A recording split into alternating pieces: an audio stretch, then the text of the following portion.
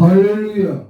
여기는 대구에 있는 성령교회 김에스겔 목사입니다. 오늘 저와 여러분이 은혜 나눌 말씀 제목은 오직 의인은 믿음으로 살리라. 로마서 1장 16절에서 17절 말씀 가지고 은혜 나누기를 원합니다. 내용에 들어가서 하나님 주신 위대한 은혜의 선물은 믿음으로 살아가는 것입니다. 복음에는 하나님의 의가 나타나서 믿음에 이르게 하니 기록된 바 오직 의인은 믿음으로 살리라 함과 같으니라. 로마서 1장 17절. 인간은 하나님이 창조하셨습니다. 우리는 죄와 허물로 죽은 사람들입니다. 우리는 죄에 팔린 사람들입니다. 우리는 본질상 진노의 자녀들입니다. 이러한 상태에서 벗어날 수 있는 유일한 길은 오직 예수 그리스도뿐입니다. 예수님은 길이요 진리요 생명입니다. 요한복음 14장 6절. 예수님이 세상의 구원자로 오셨습니다. 종교개혁의 중세교회는 역사상 가장 강력한 힘을 가졌습니다. 교황은 세상 힘보다 강력했으며 거의 모든 사람을 가톨릭 신자였습니다. 그러나 교회 역사가들은 중세시대의 어두운 시대, 암흑시대라고 불러줬습니다.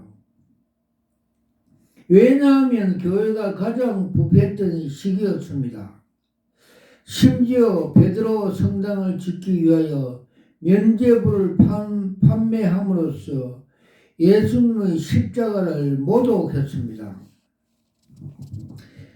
그때 당시 루터 당시에 로마 레오 10세는 100년 동안에 끌어오던 베드로 성당 완공을 위하여 1506년부터 속죄권을 판매 제기하여 막대한 공사비를 충당하게 되었습니다. 판매 촉진을 위하여 판매 수익금 반액은 지방 감독이 차지하고 판매자는 판매량을 따라 보상을 받게 하고 나머지는 교황청으로 보내도록 했습니다. 속죄권을 사는 사람은 즉시 재속죄를 받을 것이요 여러 개수 있는 자들은 속죄권을 사면 그 은화가 현금통에서 떨어지는 소리가 들리는 순간에 천국으로 올라가게 된다고 거짓 선전을 하였습니다. 사람들은 속죄권을 사기 위하여 줄을 섰습니다. 중세교회는 이렇게 극도에 부패하기 시작하였습니다. 이 얼마나 비정상적인 모습입니까? 그러므로 16세기 종교개혁은 교회가 성경을 가르친 침대로 돌아가야 한다는 대수를 출발하였습니다. 마틴 루터가 1517년 10월 30일 로마 가톨릭을 타락하고 부패한 모습을 보고 비덴베르크 그 성당의 교회 문에 95개 항을 붙이면서 개혁을 시작하였습니다. 본문 말씀은 로마서의 전체의 핵심 구절로서 예수 그리스도의 복음을 압축한 말씀입니다. 바울은 분명하게 고백했습니다. 복음에는 모든 믿는 자에게 구원을 주시는 하나님의 능력이 됨이라. 오직 의는 믿음으로 말미암아 살리라. 이 말씀은 중세 시대 종교 개혁의 불씨가 되었던 말씀입니다. 복음에는 하나님의 의가 나타났어.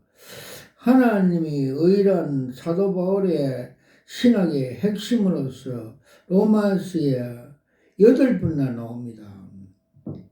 그런데 로마서의 의란 명사가 단독으로 쓰이는 경우는 33번이나 됩니다.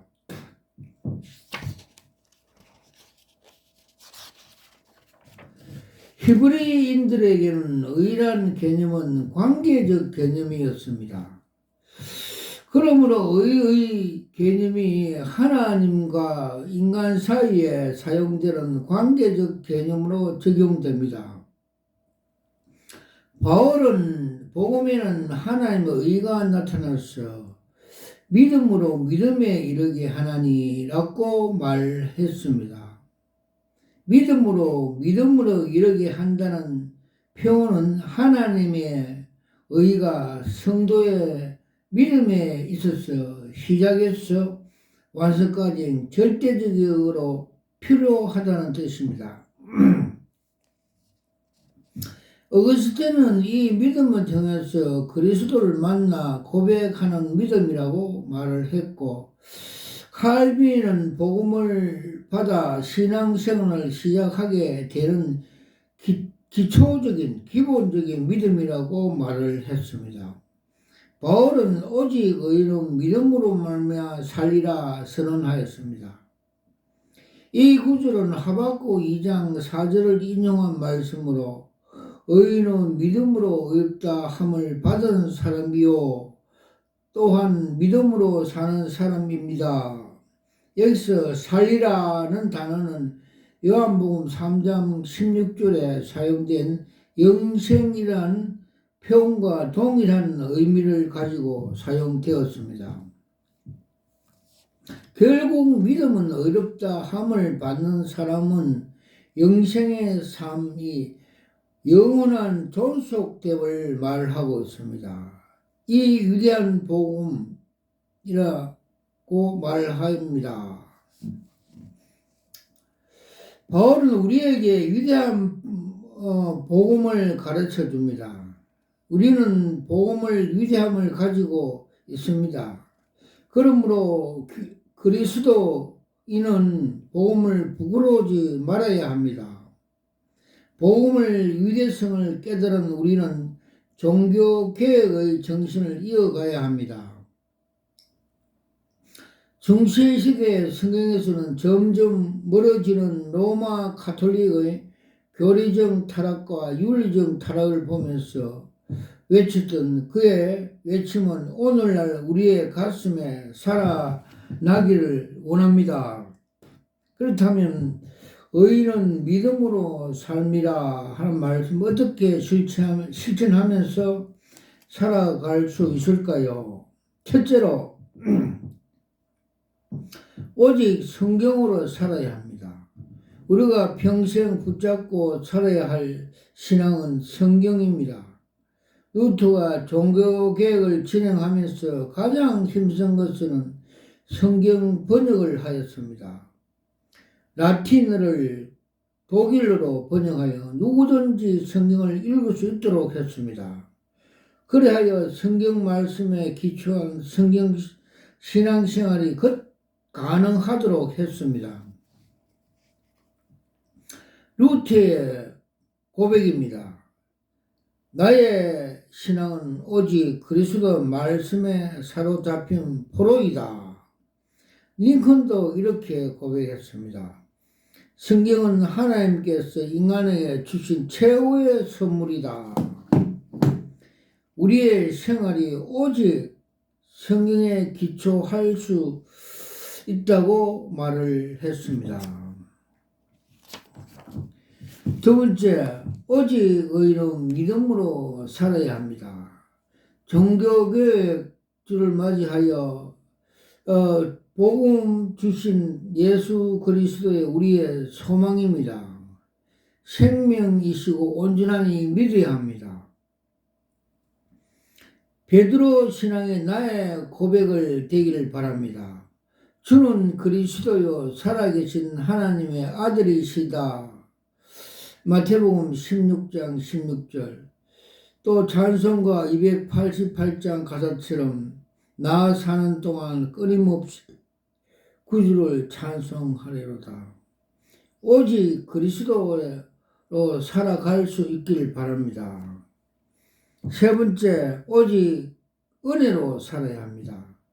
은혜로 하는 것은 자격 없는 자에게 주시는 하나님의 특별한 사랑을 말씀하고 있습니다.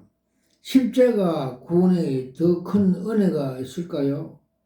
우리가 약할 때, 우리가 아직 죄인 되었을 때, 우리가 하나님과 원수 되었을 때, 그 아들 예수 그리스도께서 십자가에 죽으심으로 말미암아 하나님과 화목이 된 것이 은혜입니다. 오직 은혜로 우리는 일상을 날마다 새롭게 질 수 있기를 바랍니다. 네 번째, 믿음으로 살아야 합니다. 우리가 영생을 얻은 것도 우리의 행위나 지식이나 물질로 얻은 것이 아니라 오직 예수 그리스도를 믿음으로 얻어진 것입니다. 믿음은 하나님의 거저주는 선물입니다. 너희는 그 은혜로 인하여 믿음으로 말미암아 구원을 받았나니 이것은 너희의 난 것이 아니요 하나님의 선물이라 말씀 위에서 난 것이니 이는 누구든지 자랑하지 못하게 함이라. 에베소 2장 8절 9절. 평생을 오직 믿음으로 살아갈 수 있기를 바랍니다.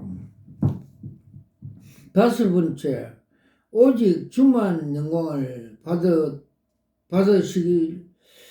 받으심으로 살아야 합니다. 성도의 즐거움은 오직 하나님의 영광을 돌림에 있습니다.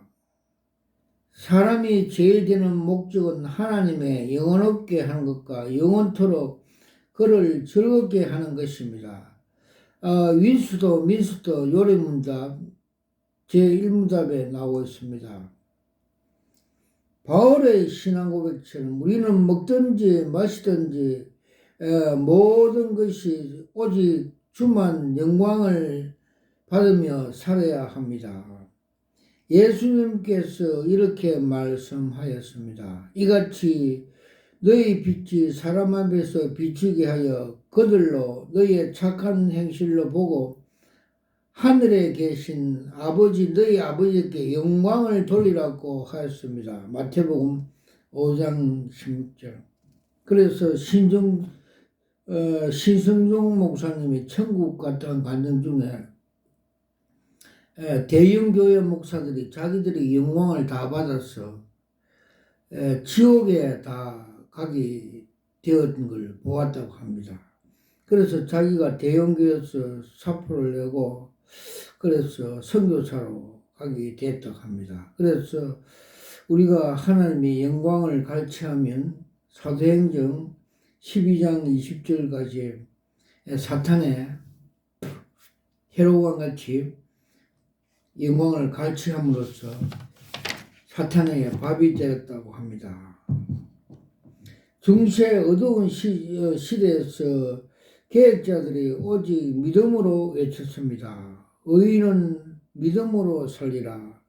오직 믿음으로, 오직 그리스도로, 오직 은혜로, 오직 믿음으로, 오직 주만 영광을 받으심으로 주님 뜻대로 믿음을 굳건히 잡고 하루하루 삶 속에서 승리하시길 축원합니다. 아멘. 예, 저는 대구에 있는 성령교회 김혜수열 목사입니다. 제가 목사 안수 받을 때 하나님께서 요한계시록 2장 17절 말씀대로 흰돌 은사를 받았습니다. 그리고 그걸 받으면서 무릎 꿇고 두 손으로 제가 감탄하면서 이거 여러 수억짜리입니다 감탄하면서 받는 걸 저 영이 보여주셨습니다.